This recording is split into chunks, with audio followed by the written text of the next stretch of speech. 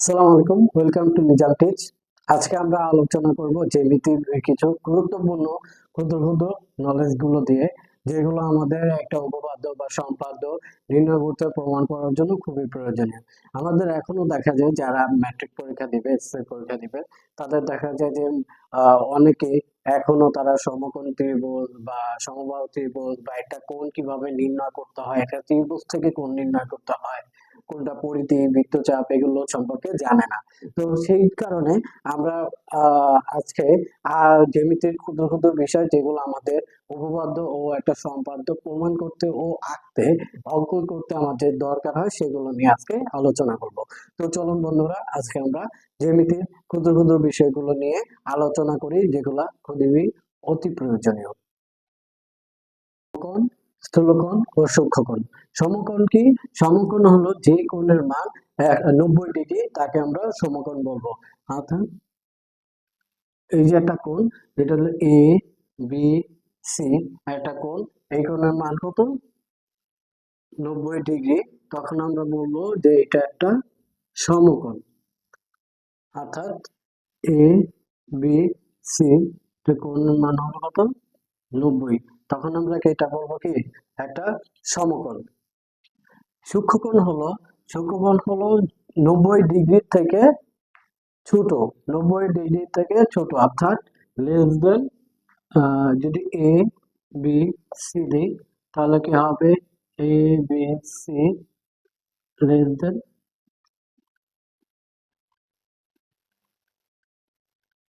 অর্থাৎ A B C কোণটা 90 degree থেকে ছোট হতে হবে। অর্থাৎ এইটা, এখানেও সূক্ষ্মকোণ বলবে, এটাকেও সূক্ষ্মকোণ বলবে, এটাকেও সূক্ষ্মকোণ বলবে। যদি এটা এবিসি হয়, ডি ই এফ, এখানে যতগুলো কোণ আছে সবগুলো কি? সূক্ষ্মকোণ। অর্থাৎ 90 ডিগ্রি থেকে ছোট কোণকে বলা হয় সূক্ষ্মকোণ। আর স্থূলকোণ কাকে বলা হয়? স্থূলকোণ হলো সে 90 ডিগ্রি থেকে বড়, অর্থাৎ সে 90 ডিগ্রি যে আছে, এই 90 ডিগ্রি থেকে বড় হতে হবে। অর্থাৎ এটা অথবা এটা বা এইটা, যেটা হোক সেটা কি হবে? 90 ডিগ্রি থেকে বড়। তাহলে যদি আমরা এ বি সি ধরি, তাহলে কি হয়? এ বি সি 90 ডিগ্রি থেকে বড়। অর্থাৎ সমকোণ হলো যে কোণের মান 90 ডিগ্রি, তাকে বলা হয় সমকোণ। যে কোণের মান 90 ডিগ্রি থেকে কম, ছোট, সেটাকে বলা হয় সূক্ষ্মকোণ। যে কোণের মান 90 ডিগ্রি থেকে বড় বা 180 ডিগ্রি থেকে ছোট, আবার কি হয় 180 ডিগ্রি থেকে কি? ছোট, সেটাকে বলা হয় স্থূলকোণ। সমবাহু ত্রিভুজ কাকে বলে? আমরা জানি ত্রিভুজের কয়টি আছে? তিনটা বাহু আছে। তো যে তিনটি বাহু আছে, A B C, A B C, এটা একটা ত্রিভুজ।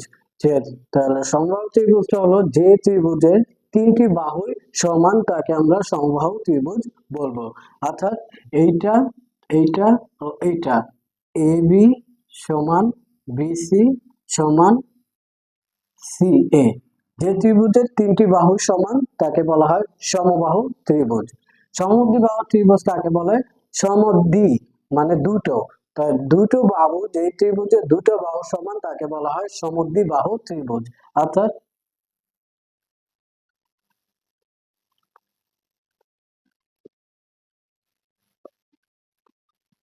এখানে এ বি সমান এসি, অর্থাৎ এ বি সমান এসি, সেটাই বলা হয় কি? সমদ্বিবাহু ত্রিভুজ। আরেকটি বাহু বিসিটা কি হয়? বিসিটা কোনোটার সমান না, তাহলে সেটাকে আমরা বলবো যেটা বাহু দুইটা সমান, সেটাই বলা হয় সমদ্বিবাহু ত্রিভুজ।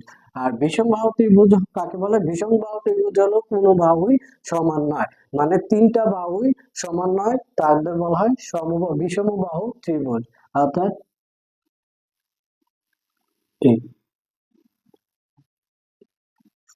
এখানে একটি বাহুই সমান না, AB is not equal to BC is not equal to CA, অর্থাৎ একটি বাহুই সমান না, পরস্পর তিনটা বাহুই সমান না, তাকে বলা হয় বিষম বাহু ত্রিভুজ।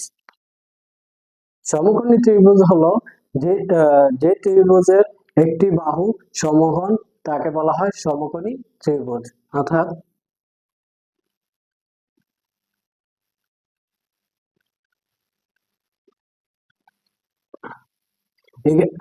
তো এখানে যে বি কোণটা আছে সেই কোণটা হলো 90 ডিগ্রি। অর্থাৎ একটি কোণ, যে ত্রিভুজের একটি কোণ সমকোণ, তাকে বলা হয় সমকোণী ত্রিভুজ। কি করা হয়, অতিভুজ লম্ব আর ভূমিটা চেনে না, লম্ব বুঝলেও অতিভুজ আর ভূমিটা নিয়ে তারা কি করে গোলমাল করে ফেলে। তো ভূমিটা হলো যেটা মাটির সাথে, ভূমি মানে কি, আমরা ভূমি হলো, ভূমি বলতে আমরা বোঝাই কি, মাটি। তো ভূমির অর্থকে আমরা মাটি মনে করি, অর্থাৎ নিচের দিকে ভূমি স্পর্শ যেটা করে, ঠিক সেটাকে বলবো, সেই বাহুটাকে বলবো আমরা ভূমি। তাহলে আমরা বুঝতে পারতেছি এটা কি হয়, একটা ভূমির সাথে যদি আমরা রাখি, তাহলে এটা কি ভূমির সাথে থাকে। তা যে রেখাটা ভূমির উপর থাকে সেটা বলা হয় ভূমি। তাহলে কি এটা আমরা বলবো ভূমি, অর্থাৎ বিসিটা হলো ভূমি। আর ভূমির সাথে যে যে কোণটা হয়, ভূমির সাথে সংযুক্ত যে বাহুটা কি হয়, এটা কোণ তৈরি করে 90 ডিগ্রি, সেটাকে আমরা লম্ব বলবো। তাহলে এটার তো 90 ডিগ্রি হয় না, এটা অ্যাবাউট 30 ডিগ্রির মতো হয়েছে। তাহলে এটা দেখা যাচ্ছে যে এবি যে বাহুটা আছে সেইটা কি করতেছে, এবি বাহুটা কি ভূমির সাপেক্ষে 90 ডিগ্রি তৈরি করছে। তো আমরা এটাকে বলবো লম্ব। তাহলে এখানে এবিটা হলো লম্ব। আর ভূমি ও লম্বর অপর পাশে যে বাহুটা থাকে বা যে রেখাটা থাকে সেটাকে আমরা বলবো কি অতিভুজ।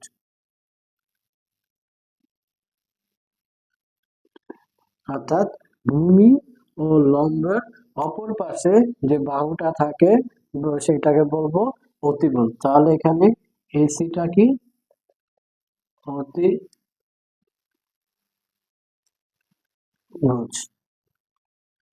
আজকে এই পর্যন্তই। যদি আপনাদের ভালো লাগে তাহলে আমাদের ইউটিউব চ্যানেলটা সাবস্ক্রাইব করে দিবেন।